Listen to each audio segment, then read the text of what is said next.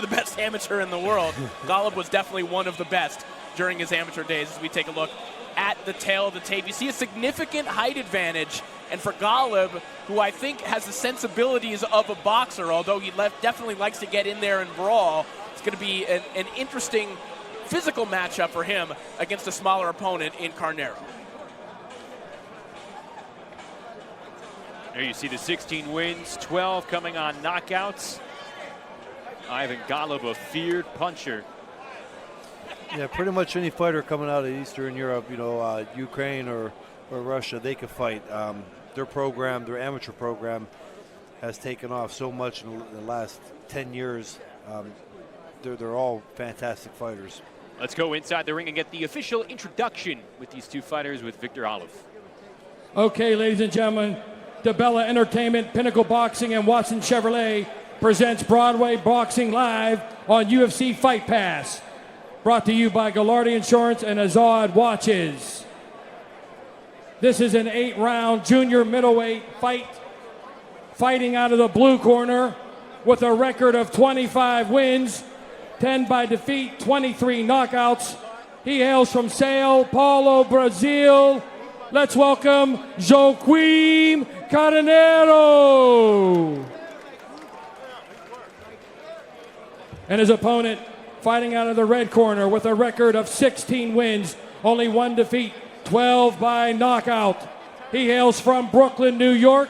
Let's welcome out of the red corner, Ivan Golub. Fighters to the center of the ring.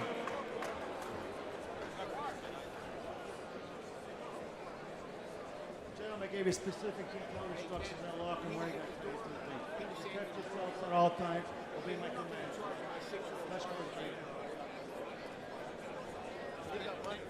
Ivan Golub, Joaquim Carneiro ready to go for 8 rounds here in this welterweight battle. Golub in the red trunks with the gold trim. Carneiro wearing the black trunks out of Sao Paulo, Brazil, former Brazilian super lightweight champion. He is winless here in the U.S. This is his first fight of 2019. Picked up a TKO victory coming in the 3rd round in his last fight back in November against Luis Zambrano in Colombia. Meanwhile, Ivan Golub trying to build off 3 consecutive wins. He's coming off a pair of 10-round unanimous decision victories. I should point out that Carneiro had very little notice for this fight. Basically found out about the fight on roughly a week's notice or so. So the weight limit for this fight slightly above the welterweight limit to accommodate him. Sometimes that's dangerous for Golub because they don't have much information on the fighter either, or they're training the entire camp for one style, and next thing you know, you change it a couple of weeks out or a couple of days out. See a checked left hook moments ago from Golub, making sure Carneiro's hands are up. A couple of quality combos early on from Golub. Golub's sharp. I like the way he puts his punches together and how he sets everything up. A good body shot a moment ago from Golub. There's a good shot from Carneiro, though. And he in the left, and then going to the body. Golub is still kind of fighting in the shadow of his one career loss to Jamonte Clark, which I would wager to say most observers felt he should have won, although a really nasty style matchup when you're facing a guy who's, 6'3" and a southpaw. So that's definitely a loss that can be excused for more reason than one. A controversial 8-round decision coming back in June of 2017. Golub's shown a lot in how he's been able to bounce back from a match where, again, like you mentioned, many felt he was the better fighter. Well, it's a new fight, and he has to do different things now, so he has to look impressive in this fight, in each fight from now on. He needs a shot there. Carneiro looks like one of them veteran-type guys that's going to try to make this a fight one way or another, though. He did not come all the way from Brazil to lay down. Get an early workout in. Yeah, or just to survive. He's definitely looking to land some big shots. because Golub's setting himself up with nice body shots. I mean, he's attacking that body good, and with most guys, they would, start backing off now. And Carnero, he's in there fighting.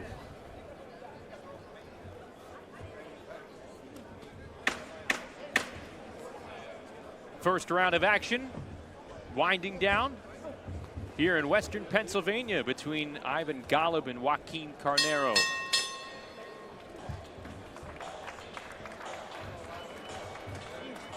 We got a pretty nice appetizer of what Golub has to offer there. A lot of quality combos. Yeah, I got the sense that in the first round, Golub was kind of throwing the combinations, but we haven't seen him sit down on those shots yet. And now that he's found his range, that could change in the second round. Yeah, absolutely. I mean, he's sitting down on him pretty good, though. I mean, it is the first round. I like the way that he was able to go to the body like that. And, for a lot of them body shots, you have to sit down to get off on those. And I thought he did good with that. But, I'm curious to see what Carnero does the next couple rounds, too, because he is 25-10 with 23 knockouts, but you can tell that he has some experience, too. He's trying to carry this fight out into the later rounds. Here you see some of the action from the opening round. There you saw Carnero with some body work on the inside, but it was Golub with the really meaningful body work. You see that left hand downstairs. He landed a couple good right hands, right hooks to the body earlier on as well. Round 2 underway.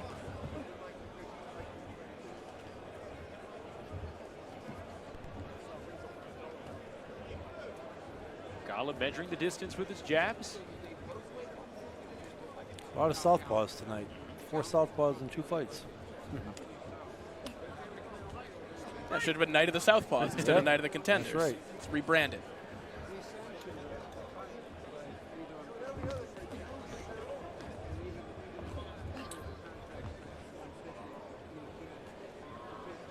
You mentioned the big fights for Carnero against Kirill Relik, other champion fighters.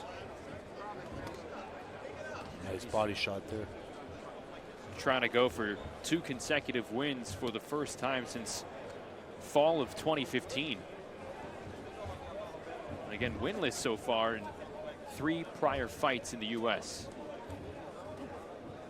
And he has come here to fight. And like you mentioned, not laying down in the early action against Golub. But I think Carnero, I mean, he has to step it up a little bit more too, though. We know that he's coming in and he's the underdog. I think he agrees with that. But if you're going to come in and make it a fight, when you get Golub on the ropes like that, take advantage of it and fire. Dig the body if you have to. Try to slow him down. Carnero coming in and missing with a looping left. Well, in Golub's case, it's interesting how he reacts to a pressure fighter. I was talking to Golub's manager, David McWater, before the fight, and he said that Golub kind of has to be reined in at times because he wants to be on the inside and brawling and blasting away, but really he tries to draw it back and go back to his boxing roots, what he learned in that Ukrainian amateur system. And that's tough, especially when you're getting 2 different ways of training for it. There's some intriguing things about being able to box, and it looks fun, and sometimes people want to knock people out, and it's kind of like you want the best of both worlds. So, well, you were telling us off air prior to the broadcast about your kind of transition into what we knew you as in the ring, as that pressure fighter that you came to be. Yeah, I was a boxer. I started my amateur career all the way up in my amateurs. I boxed, and actually, beginning of my professional career, I was a boxer. But as time went on, small ring, small gym, just training that way, and the knockouts come.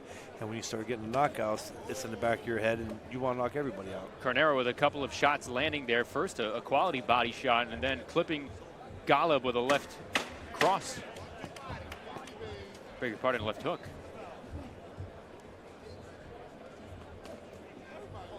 Just missed with that overhand. Carnero.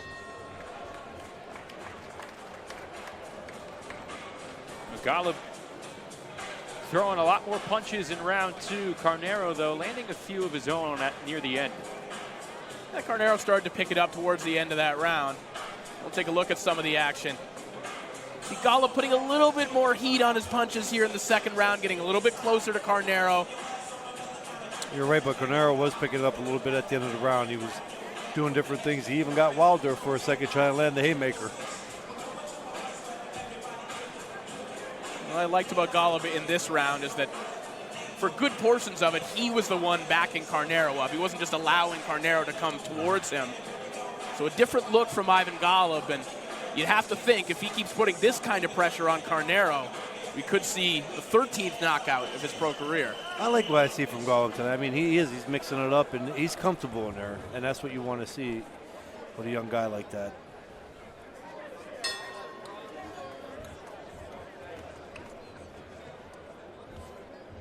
Round 3 underway here in Monroeville. Right there, you see what Golub does. He throws that jab, and then he kind of puts that left out there. I think he knows he can get away with it, but he's also, it works as almost like a feint, and it sets up because it's got Carnero moving all over and raising his hands. Early stages of round 3. Let's go ringside with Dan Canobio. We'll talk to Andre Rozier. Of course, he is the corner man for Ivan Golub, and he told me, you know what, this guy is tailor-made for him. He told him to pick up the pace. He was very stern in his corner right now. He thinks this fight should already be over. Andre Rozier, his trainer, has called Golub one of the dark horses of the welterweight division. And he wants to see some adjustments, even though Golub's clearly been controlling the pace. That's a very tough weight class. It's loaded. It's loaded, and it's still a glamour division with a lot of money in it. I know a lot of attention's on the heavyweight division and how much money you can make there, but you know there's still a lot of it. Ask Keith Thurman and Manny Pacquiao and Errol Spence. These guys are making big, big purses. Oh, and of course. big venues. Yeah, the heavyweights have always been that, you know, because the casual boxing fan, they know the heavyweights, but the welterweight for the boxing diehards, it's a phenomenal weight class. Well, not only the top heavy part of it, but for guys who are, you know, pretty anxious looking to get a top 15 ranking, take a number, guys, right? Yeah, exactly. Absolutely. But Golub is a guy that, you know, maybe in a fight or two can be creeping up there. And the farther we get away from that one loss that we mentioned earlier on, I think the more we're seeing out of Ivan Golub and who he really is in the ring. Because I really do feel like that loss was an anomaly on his record.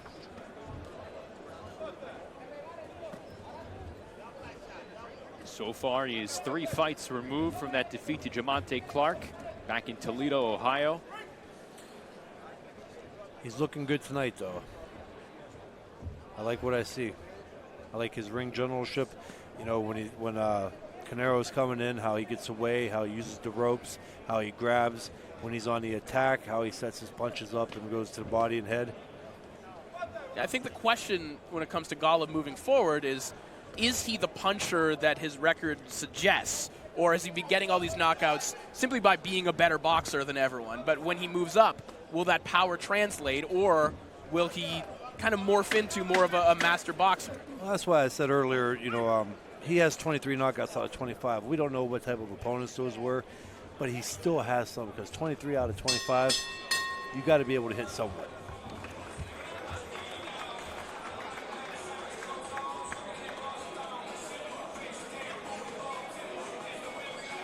And it's the end of round number 3 between Golub and Carnero.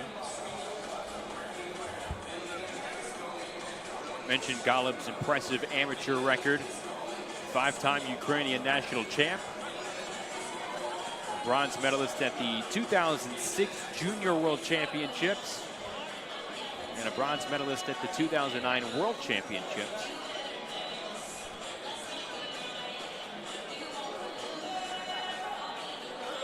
Still to come.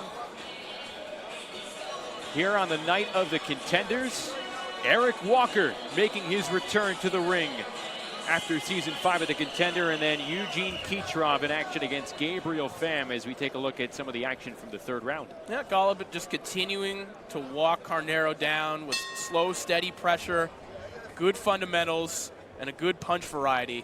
It's been another impressive outing for Golub so far. All so far predicated off that jab. And Carnero clipping Golub with a left hand. Yeah. The start of round 4. Close little short shot. See right there, his back touched the ropes. He slid off, had his hands up, was on his balance was there. He was on point. Good way to cut it off.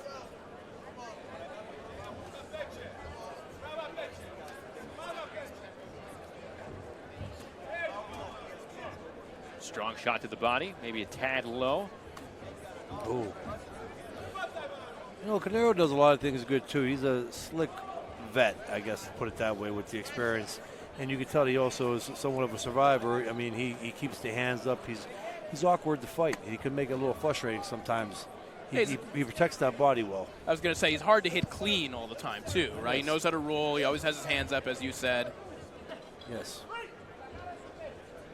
And I think because of that, going to the body is the key for Golub, and more we're seeing him go downstairs.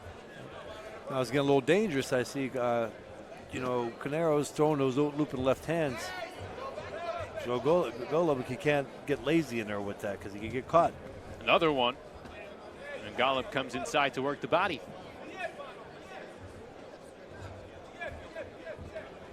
It's been more missed than hit with those looping lefts from Carnero, but he continued to throw them. When he has Carnero on the ropes, I like to see that right hook to the head and then hook to the body with the right. Bring the hands up.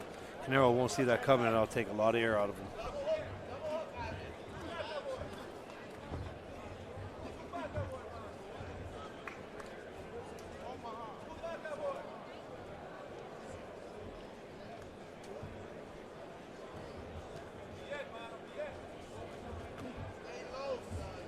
Another shot at an overhand left. Carnero. I'll tell you, for a guy with very little notice, Carnero's putting up a good effort here. And he connected on that one. And that's all he's looking for right now is that looping left. And what Golub needs to do is watch out for that. Maybe start using the half steps, keep his hands up. That's like the third or fourth punch Golub's got hit with now with that looping left. Nearly got hit again with another one.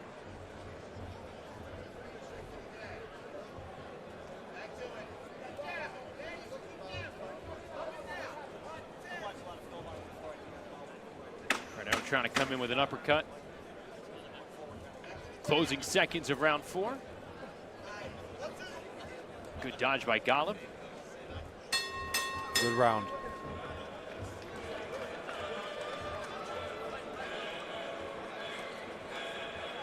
We're halfway home of the scheduled 8-round contest with Ivan Golub and Joaquin Carnero. Carnero continuing to come at Golub, making it pretty difficult for Golub to take over. Yeah, I think these are all clear rounds for Ivan Golub, but they're good, honest, tough rounds. And, you know, for a guy who's getting ready to take a big step up and try and enter the welterweight rankings, this is a good, honest outing for Ivan Golub.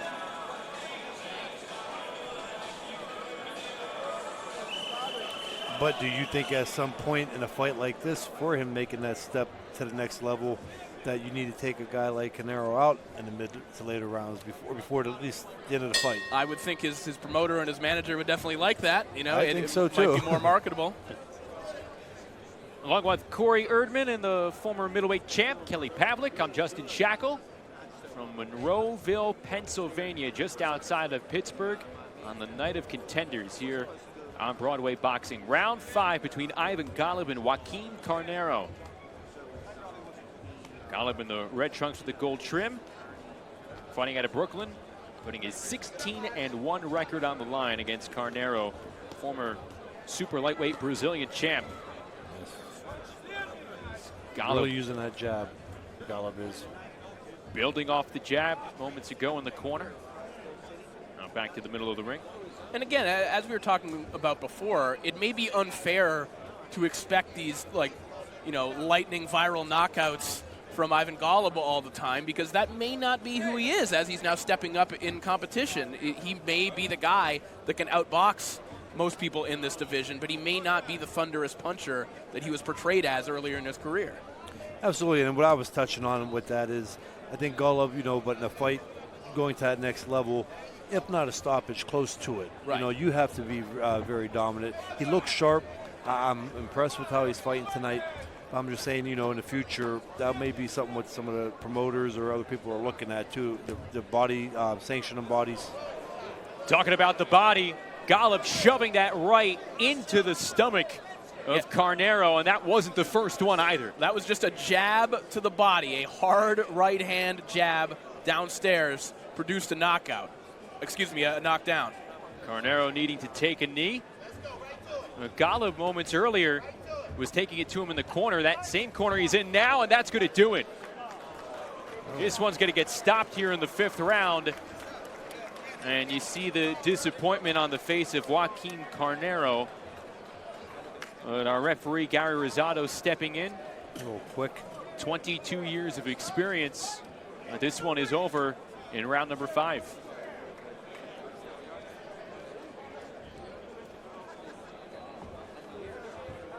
Yeah, you know, it's tough. I think there will be some people who call that a quick stoppage, but more and more as we're talking about having fighter safety at the forefront, you know, was that round going to change in any meaningful way? The body language of Carnero still doesn't look very good.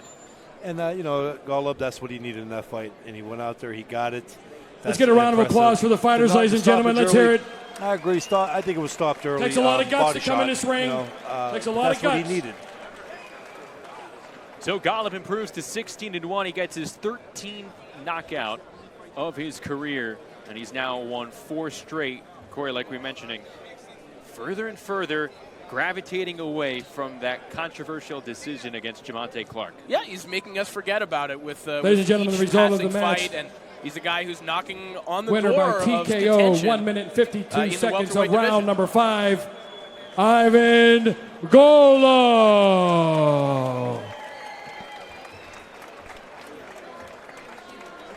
And then you have Victor Olive with the official ruling, as Golub improves to 17-1, like we mentioned. Carnero falling to 25. Give a big round of applause for 11. Joaquin Carnero. Let's hear it, ladies and gentlemen. Is stopped